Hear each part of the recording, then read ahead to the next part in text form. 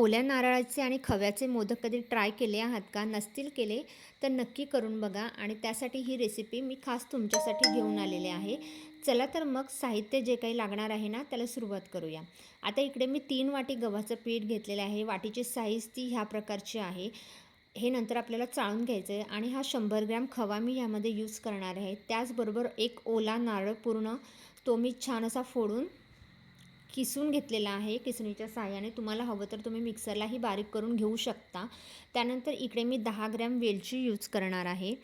त्यासोबतच हे थोडेसे बदाम जे आहेत ना ते यूज करणार आहे. तुम्हाला हवं तर तुम्ही काजूही यूज करू शकता. नंतर हे जाडसर मी वाटून घेणार आहे. त्याबरोबर ना इकडे 1 वाटी गूळ जो आहे तो मी बारीक चिरून घेतलेला आहे. जनरली बाजारामध्ये 20 रुपयाची गुळाची ढेप जी मिळते ना तेवढ्या साईजचा हा गूळ आहे. एवढा गूळ हा आपल्याला लागणार आहे. आता इकडे आपण कणकेची तयारी करून घेऊया. त्यासाठी इकडे जे कणिक मी 3 वाटी घेतलेलं आहे ना ते व्यवस्थित चाळून घेतले. त्याच्यामध्ये अर्धा चमचा मीठ ॲड करते.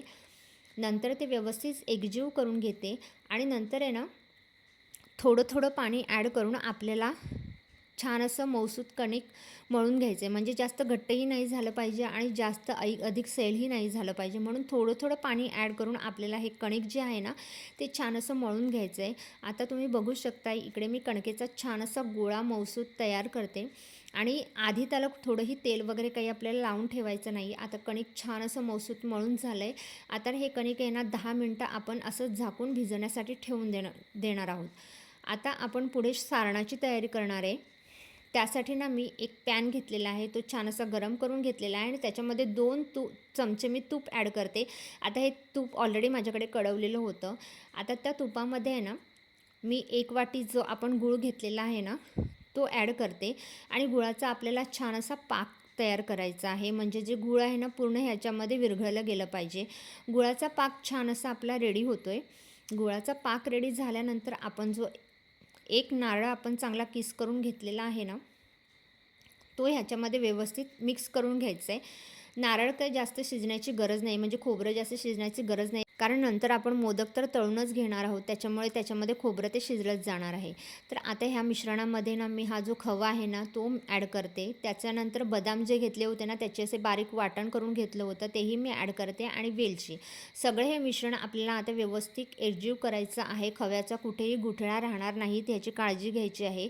तर हे मिश्रण आहे ना व्यवस्थित खवा वगैरे सगळं मी व्यवस्थित मिक्स करून घेते आणि इकडे आता आपलं सारण आहे ना ते छान असे रेडी झालेलं आहे. मऊसूत झालेलं आहे. आता आपल्याला हे सारण आपल्याला एक 5 मिनटं बाजूला ठेवून थंड करून घ्यायचं आहे. एकदम कूल नाही करायचं पण थंड करून घ्यायचं आहे.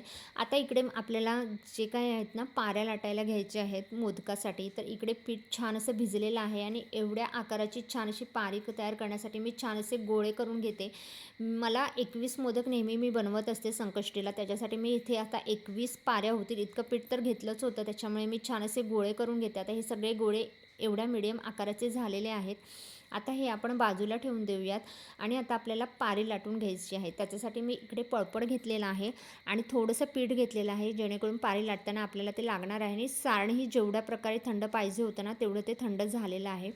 आता मी इकडे कणकेचा जो जे गोळे केले आहेत ना तो गोळा घेतलेला आहे आणि त्याची छान अशी पारी लाटून घेते थोडंसं पीठ लावून. आता ही पारी जी लाटायची ती एकदम पातळ आपल्याला लाटायची नाही कारण मग मोदक तुटण्याची किंवा तेलामध्ये फुटण्याची जास्त शक्यता असते. एवढ्या आकाराची पारी मिडियम साईजची मी लाटून घेतले आणि आता बाहेरच्या साईडने ना त्याला अशा प्रकारे कळ्या पाडून घेते. तुम्ही जर अशा प्रकारे मोदकाला कळ्या पाडल्यात ना तर मोदक खूप सुंदर छान दिसतो आणि तळल्यानंतरही त्या पाऱ्या जशाच्या तशा आकारामध्ये त्याच्या राहतात. तर पारीला बाहेरच्या बाजूने व्यवस्थित असं प्रेस करून आहे ना आपल्याला छान अशा त्याला पारीला आपल्याला छान असं कळ्या पाडून घ्यायच्या आहेत. आता बघू शकता किती सुंदर अशी ही वाटी तयार झालेली आहे आणि त्या कळ्या ज्या पडल्यात त्याही खूप सुंदर पडलेल्या आहेत. आता ह्याच्यामध्ये ना मी सारण भरून घेते. जितकंसं जास्त सारण भराल ना तितका मोदक छान असा घट्ट वाटतो आणि त्याच्याबरोबरच आहे ना खाताना आपल्याला पीठ जास्त लागत नाही. तर वाटीमध्ये मी अशा प्रकारे सारण भरून घेतलेलं आहे आणि ह्या ज्या आपण आता मोदकाचा आकार करणार आहोत ना तर ह्या कळ्या सगळ्या एका दिशेने आपल्याला मुरडून घ्यायच्या आहेत. वेगवेगळ्या दिशाने घ्यायच्या नाही आहेत. अशा प्रकारे त्या एका साईडने व्यवस्थित मुरडून मी त्याचा छान असा मोदकाचा आकार करून घेते. इतकं सुंदर असा जर अशा प्रकारे तुम्ही मोदक केलात ना तर खूप सुंदर असा आकार मोदकांचा होतो. आता फायनल जो शेप आहे ना, तो तुम्हाला फायनली दाखवते. किती सुंदर असा आकार दिसतोय ते. बघा किती सुंदर असा मोदकाचा आकार दिसतोय. खूप सुंदर तुम्ही अशा प्रकारे मोदक केलेत ना, तर ते खूप दिसायलाही सुंदर दिसतात आणि चवीलाही खूप छान होतात. आता अशा प्रकारे सगळे मोदक मी करून घेतलेले आहेत. बघू शकता सगळ्या मोदकांना सुंदर असा आकार आलेला आहे आणि सगळ्या कळ्याही किती सुंदर दिसत आहेत तुम्ही बघू शकता. चला तर आता हे मोदक जे आहेत ना, आपण तळायला घेऊयात, म्हणजे डीप फ्राय करायचे आहेत. त्याच्यासाठी मी गॅसवर आहे ना एक पॅन ठेवलेला आहे आणि त्याच्यामध्ये मला तळण्यासाठी जितकं तेल आहे तेवढं आवश्यकतेनुसार मी त्याच्यामध्ये तेल ॲड करून घेते. तेल ॲड करून झाल्यानंतर ते छान असं कढलं आहे की नाही ते चेक करून घ्यायचं. आता तेल छान कढलेलं आहे. त्याच्यामध्ये आता मी एक एक करत सगळे मोदक आहेत ना, थोडे थोडे करत मी तळून घेणार आहे.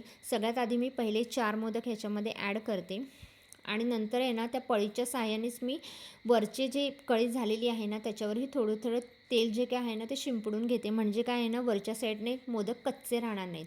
आता मी हे मोदक छान असे फ्राय करून घेते. डीप फ्राय करायचे आहेत. शॅलो फ्राय मोदक कधीच करायचे नसतात, हे तुम्हालाही माहीतच आहे. तर इकडे मी मोदक छान असे डीप फ्राय करून घेते. मोदकांना इतका सुंदर गोल्डन कलर येतो ना डीप फ्राय करूनही, आणि तळलेले असल्यामुळे ते तर सुंदर दिसतातच. प्लस एक गोष्ट अशी आहे की कधीकधी मोदकांमध्ये मैद्याचा वापर केला जातो. मी इथे कुठेही मैदा यूज केलेला नाही आहे. पौष्टिक असं आपलं गव्हाचं पीठ जे आहे ना तेच मी यूज केलेलं आहे. आणि आता तुम्ही बघू शकता मोदकाला किती सुंदर असा कलर आलेला आहे.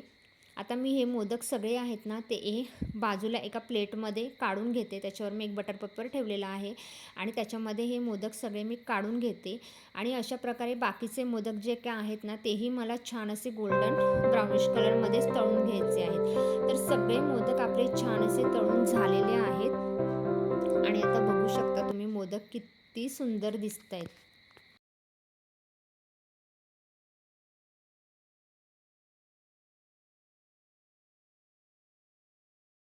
पुढच्या संकष्टीला जर तुम्ही हे मोदक ट्राय केलेत ना, तर मला तुम्ही कमेंट करून नक्कीच सांगा की तुमचे मोदक कसे झाले होते. माझे मोदक तर खूप छान झाले होते. चला तर मग भेटूया नेक्स्ट व्लॉगमध्ये. Till then bye.